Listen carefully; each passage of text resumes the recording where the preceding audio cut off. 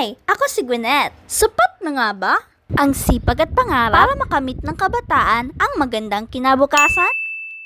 Kahit maayos ang mga paaralan, marami pa ring mga kabataan ang nahihirapan dahil sa mahal na gastusin, kakulangan sa teknolohiya at kawalan ng suporta.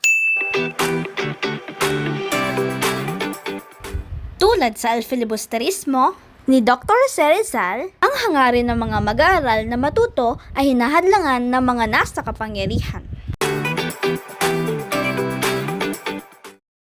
Ang edukasyon ay karapatan, hindi pabigat. Ibigay natin ang gamit, oportunidad at suportang nararapat. Kabataan, huwag kayong susuko sapagkat ang inyong mga pangarap ang mag-aangat sa ating bayan.